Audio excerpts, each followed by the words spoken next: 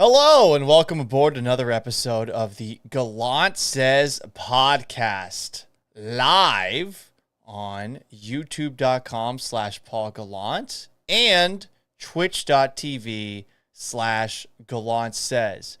It is the very early hours, I guess minutes, of October 4th, 2023.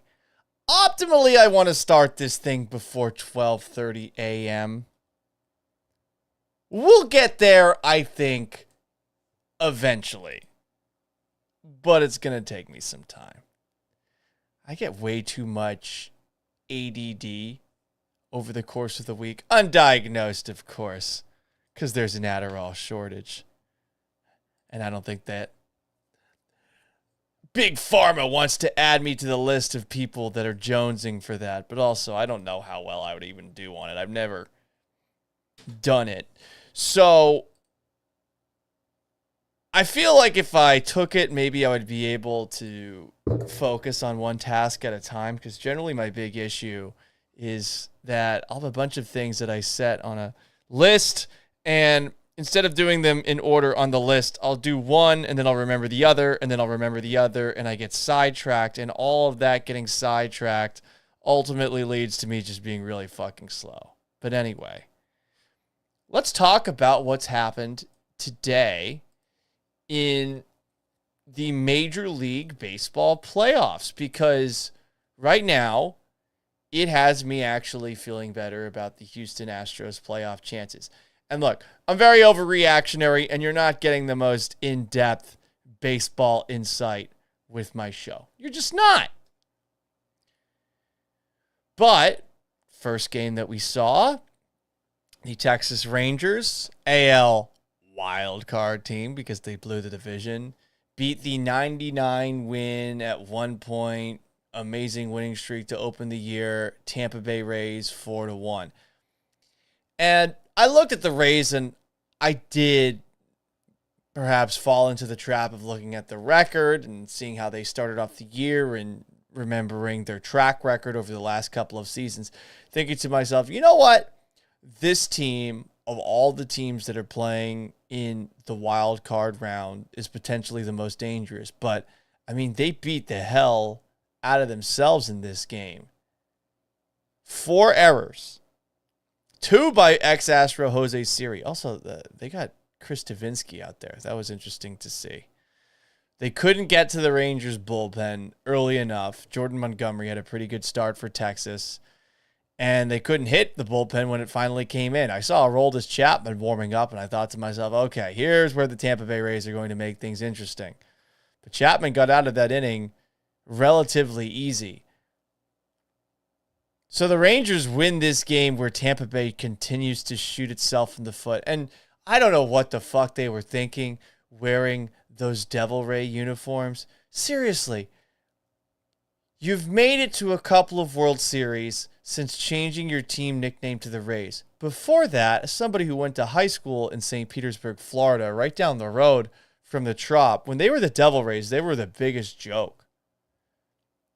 And they also didn't even have a cool look because they moved from that rainbow look that they had when they first came into the league to this very monotone blue and dark green look that they had. So they go back to this weird old school Tampa Bay Devil Rays look, and I mean, they play just like the fucking Devil Rays, man. Waka Flocka Bucks at twitch.tv/Gallant says Jose Siri showed why he got traded with that 100 chain. Yeah, that's a fair point. Though, I would more so say he just didn't really fit in to a very crowded Astros outfield. You got to pave the way for Chas McCormick, right? I remember Miles Straw was the guy that everybody in the who followed the Astros while I was in Seattle, they liked him as one of those backup outfielders. It's been interesting to see just the cycle of random extra outfielders that the Astros have had who have had a big support group. Jake Marisnick, another one of them. Seemed like that was more of a thing with the ladies. But anyway, the Rangers got a 1-0 series lead on the Rays with that 4-1 win today. One more, on to the next round. Then you saw the Minnesota Twins. The Minnesota Twins stopped a record 18-game postseason losing streak with a 3-1 victory over the Toronto Blue Jays, who, of the two teams, one of which will win this series, one of which will end up playing the Astros, was the team I was more concerned about. And I'll admit, I don't pay that much attention to these fucking Canadian teams. Minnesota's basically Canada. Toronto's obviously actually in Canada. I don't pay that much attention. All I know is that every single year, the Toronto Blue Jays are a lot like the Los Angeles Chargers of the NFL. They got cool uniforms. They got names that you recognize, like Vladimir Guerrero Jr., George Springer, of course, ex-Astro, Dante Bichette Jr., Kevin Biggio. Like, there's a bunch of names on the Blue Jays, and you're like, oh, yeah, they should be good, right? But Minnesota wins a game where they had just 5 hits, and it's all thanks to Royce Lewis, a guy who they actually called up in late May against the Houston Astros, a guy who homered in his first game ever in the majors. And now it's looking like a lot of people believe that Minnesota is going to win Game 2 later on today. Oakland A's legend Sonny Gray is on the hill. He's having an all-star caliber year. And Toronto's starter, Jose Barrios, played for Minnesota before they traded him at the 2021 trade deadline. And, I mean, you look at Minnesota, you hear the name Minnesota as a possibility for the Astros in the divisional series, and you're like, okay, they finally stopped an 18-game losing streak, but they're still the Minnesota Twins. So seeing the Rangers win a game where they left 13 on base, were 2 for 13 with runners in scoring position, largely due to the Rays puking all over themselves, makes me feel better about the American League West, I guess, versus the American League East. And also makes me feel better about the way that the Astros have handled business against the Texas Rangers this year. And Minnesota winning, I mean, I could be dead wrong on this, but Minnesota, to me, isn't as scary as George Springer in Toronto. Springer went 0 for 5 today, by the way. So what do you want to happen, Paul, in the American League Divisional Series for the Houston Astros? I got to admit, it's going to be much easier for me to manufacture hatred and talk shit about Toronto and Canadians. It's low-hanging, massive fruit. And you know me, I'm a little lazy. I want that. I don't want to get too creative with it. I get to make Prime Minister of Canada one time wearing blackface jokes. I get to make fun of the time not too long ago that Canadian Parliament members gave a standing ovation for a person that they thought was a Ukrainian war hero who turned out to be an actual Nazi veteran. The guy was in his 90s. They gave him a standing ovation. I get to talk shit about all the stuff that Canada, and specifically the English-speaking Canadians, did to my people, les Québécois. And that's just from a country perspective. Blue Jays fans are insufferable dicks. I couldn't stand dealing with those people when they came south of the border for series against the Seattle Mariners. Honestly, Toronto has, for a passive-aggressive thinking, you would think that Toronto's going to be passive-aggressive like most Canadians and nice and polite, but maybe not that nice. No, Toronto, from a sports fan perspective, has some of the worst fans there are. I remember there was this Raptors fan, at a Rockets-Raptors fan that Sean Mapes, my producer, and I went to this past year, who was just shrieking at the top of his lungs for the entire game. I think he was like 13 or 14. Maybe he had some sort of mental illness. I don't know. It seemed like he was just a little shit. And I know that Toronto Raptors fans in particular have gone hard after my guy, Ryan Russillo, who was critical of them or something like that. Toronto has a low-key toxic fan base. I think it'll be very easy for all of us to get on the same page and throw a middle finger up at them. Derpy Entertainment comments, youtube.com/Paul Gallant. Honestly, if it's the Astros, Braves, or Dodgers again, I'm going to be disappointed in baseball. And it really, why I probably won't watch the divisional round and anything after that. Why? That's good. Astros, Braves, Astros, Dodgers. That's the best World Series. It is. There's hatred. There's history. If there's two random teams playing in the World Series, I'll be honest, I'm not going to fucking watch. Hell, if the Astros aren't in it, I'm not watching the rest of the playoffs. Because you know me, I'm not the biggest baseball fan. I'm very honest about that. Some people like it. I like that the Astros are good. That's why I'm here.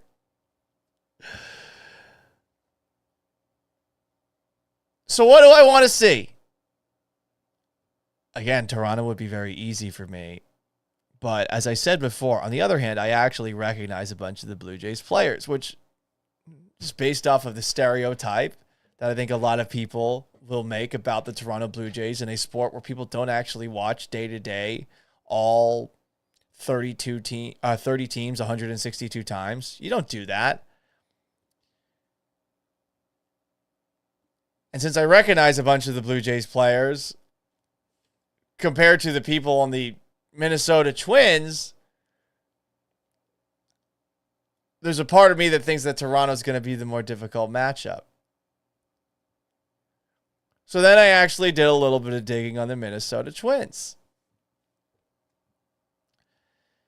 And look, Minnesota's a beaten down sports town. I think that as far as loser sports towns go, this is number one.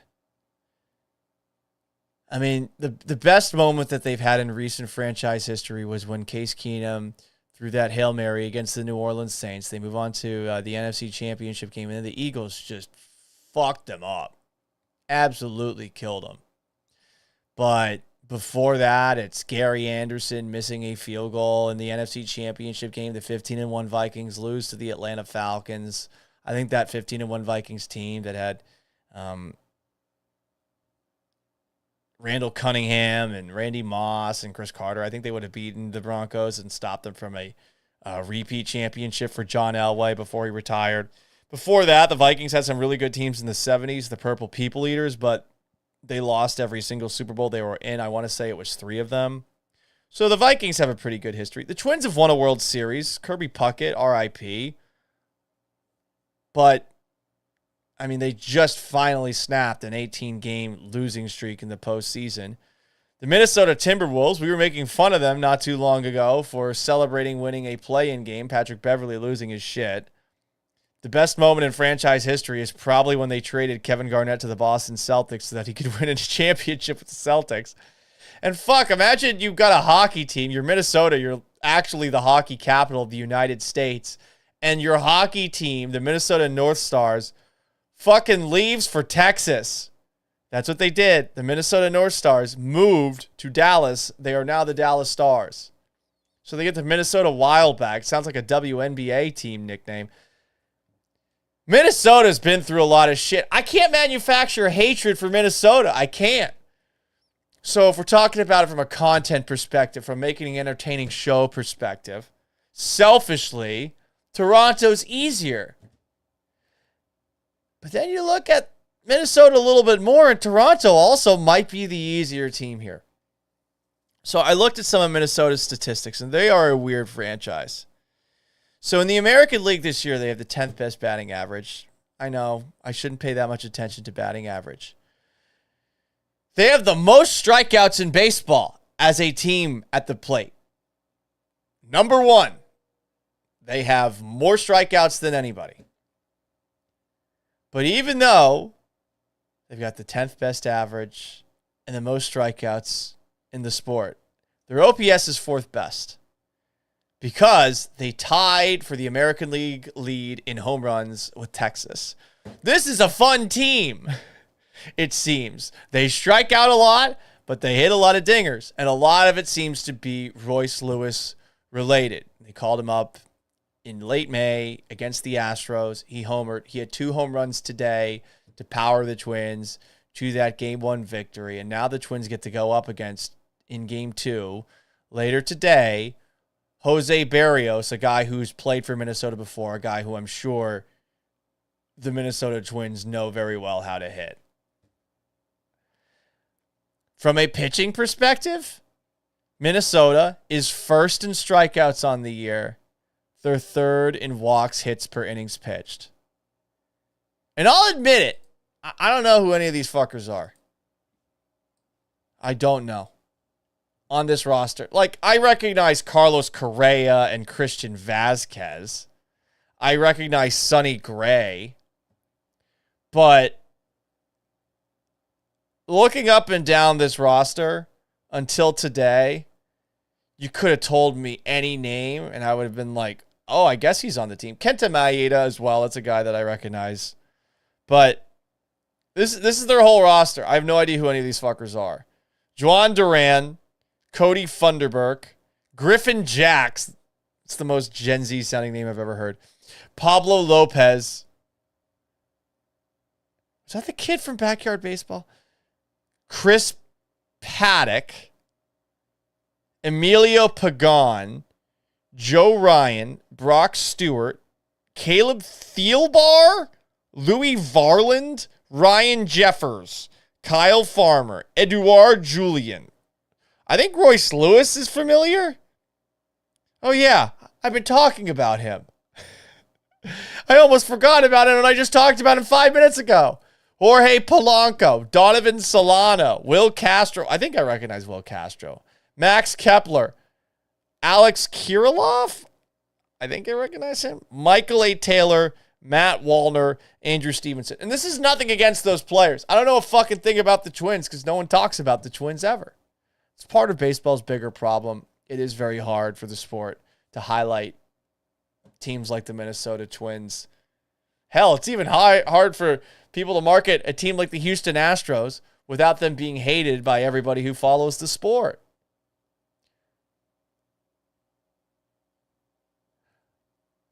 I think Minnesota's a tougher out. And this is a little bit reactionary. And you would think, well, Paul, aren't you feeling better about the Astros' chances? Yeah, I still feel like what we saw today, none of those four teams are particularly impressive. I still think Baltimore is really the only challenge to the Astros in the American League playoffs.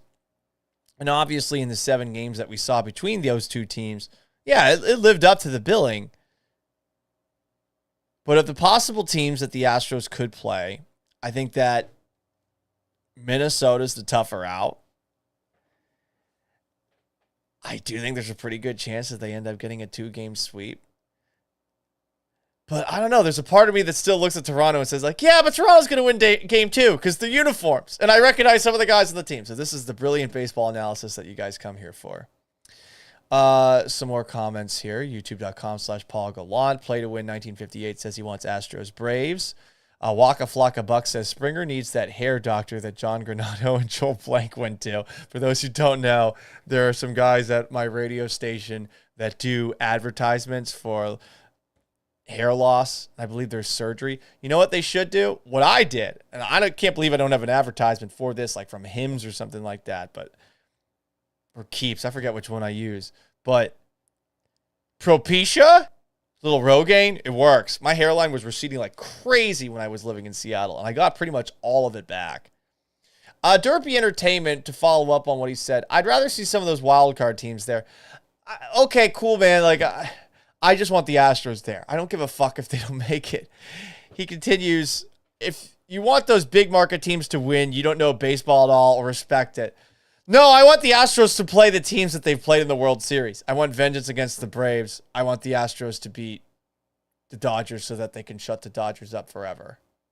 It has nothing to do with whatever bullshit you're trying to push here. Waka Flocka Buck says Barrios is garbage. See, I don't even know who the fuck that is. Oh, wait, we're talking about Jose Barrios. That's Toronto's starter for game 2. Sounds like a JCPenney catalog. Waka Flocka Bucks. Is it because of the mound visits from Correa? Does that relate to George Springer's hair loss? I'm lost on that one. Largo comments, twitch.tv/Gallant says, Paul, glad you're live. I'm going to Vegas tomorrow and would like to know which brand of offshore harpoons you recommend to snag the massive female tunas at the Circa pool. That's mean. That's mean. The bottle service girls were very lovely. Very, very lovely indeed. Yeah, my last trip to Vegas, I didn't go to Circa. Circa's fun, though. I do love Circa a lot. But if you're looking for ladies, that's not exactly the place to go. You might be able to convince some ladies to come with you. Enrique Gonzalez says, the Philadelphia teams are a pain in the ass. We'll see. More than anything, I don't really want to deal with, if in the possible Astros World Series, I don't want to deal with fucking Phillies fans again. Phillies fans acting like they have been on top of the Phillies all year long was such a load of shit. Like, these guys only start paying attention when the Phillies went on a run. That town only cares about the Philadelphia Eagles, especially when the Eagles are good. The Phillies are a back burner item. So there you go. Waka Flocka Bucks is roasting me for sending the girls a round of shot only to have another guy take credit and then says, but hey, at least you made out with a bottle girl. Well, I don't even remember it. So, I mean, this was told to me after the fact. I'm actually taking a little sober break for the next couple of weeks. Anyway, to wrap things up before I give you a little spiel that has nothing to do with sports, I do feel better about the Astros after watching day one. The Rangers were, I thought, still in a bit of a haze, maybe a hangover at the plate. 13 left on base, 2 for 13 with runners in scoring position, and they still win 4-1 because the Rays also looking a little hungover. Remember when Kevin Cash said, yeah, we're the Rays. We do it differently, when they had their champagne celebration long after they had clinched a playoff spot, probably because they realized that they weren't going to catch Baltimore to win the American League East. But I mean, 4 errors and they're wearing those Devil Rays monstrosities. Never fucking wear those again. Burn them. And Minnesota gets the monkey off its back with its first win. I do think there's a chance that they get that second win a little bit later today. But I don't know. I still feel like Toronto's going to win entirely based off of the jerseys and the names. Minnesota might be a tougher out, though. I saw Jeff Passan actually predicted that the Twins would go through the American League and represent them in the World Series. That would be fucking something. So there you go. On the radio show tomorrow, I'll talk about the most recent comments made by Mariners general manager Jerry Dipoto. You know, we had a lot of things to say about Jeff Bagwell this offseason and some of the dumb contracts that the Astros gave out, but Jesus, at the very least, feel good knowing that this is not a Mickey Mouse franchise that is the most profitable in baseball in 2022, but is going to be condescendingly arrogant and passive-aggressive and telling fans that they're low-key stupid the way that Jerry Dipoto did today. I can't believe he fucking did that. Anyway, I wanted to talk about something that happened while I was watching the Rays and Rangers game earlier today. Game's on my television, and all of a sudden, in the middle of this very weird broadcast that featured Sean McDonough, Tim Kirchin, and a female voice who I did not recognize. It was a very awkward trio. I think Sean McDonough is probably thinking to himself, why the fuck don't I have an ex-player with me as my color guy? As the game wore on, they seemed to like each other a little bit more, but there were moments where I felt like I could hear Sean McDonough staring laser beams into those two as they tried to make conversation with random fun facts. Tim Kirchner was telling lots of old stories that had nothing to do with the actual game itself. And they were interesting anecdotes, but they were just so off topic and ADD. It sort of felt like something that you would maybe hear from your grandfather going on tangents. But in the middle of this game, the broadcast was interrupted. We got an ABC News special fucking report. So, guys, hand up. When it comes to politics, I am not as on top of it as I would like to be. I have generally checked out because I have so little faith in our government, people on the left, people on the right. But some McCarthy, Mike McCarthy, I guess he got voted out as Speaker of the House, which I guess has never happened before, and we needed a fucking news break to interrupt the baseball game. I also got a news push notification for it. Why? Why did I get that? I didn't want it. I don't care.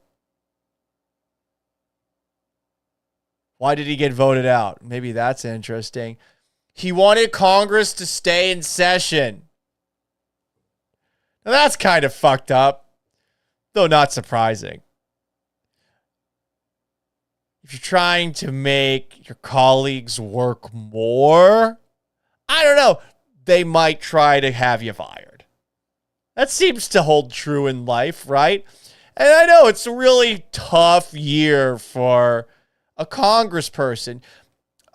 The average representative in the House, he works, she works, he, she, they, them works 146.7 days a year based off of averages from 2001 to 2020. That's hard. You know, that's less than half the year. It's hard. You want to work a third of the year. Let's get that down to a nice 122, huh? The Senate averaged 165 days a year over the same period. So obviously people that represent us, they don't show up for work very often. But he just wanted them to stay in session, and they voted him out. And I got to get an interruption in the middle of a baseball game for that. I got to get a push notification on my phone for that. Why the fuck do I get such random push notifications? I get push notifications for shit that happens in the WNBA with my ESPN app. I don't care. No offense to the WNBA people. I respect women who play basketball. They are better at basketball than me. I don't respect them enough to watch it because, as you could probably tell from listening to this show or watching this show, I don't really like sports that much. I used to love them a lot more, but I mean, now here I am. Half the show I've been shitting on baseball and just the general state of the sport. But anyway, I don't want a push notification for Mike fucking McCarthy, the head coach of the Dallas Cowboys, who also moonlights as Speaker of the House, which is honestly probably possible if you're only working 146.7 days a year, given the whole football schedule. Like, I don't need a push notification for that. I only want push notifications for one thing, not the WNBA, not for some random fucker getting voted out as Speaker of the House. I only want it when one of these fuckers look old. To be fair and balanced, whether it's Joe Biden or Mitch McConnell, that's all I want. I just want a push notification that there's a video of one of these guys looking like they're shitting their pants while on national TV. That's all I want. Why? Because I want to feel good about myself and about our country for a moment. Haha, we elected that guy before I realized he could probably have me killed if he really wanted to. That's all I want. That's it. Is that so much to ask for? It's the only push notification I want. I just want to see these old bags of flesh dragging their way into the Capitol and standing in front of a camera and forgetting what the fuck they're saying. That's what I want. And here I am. I'm getting like notifications about Dianne Feinstein dying. Who the fuck is that? All I knew is that she was 90 and still in office somehow. How?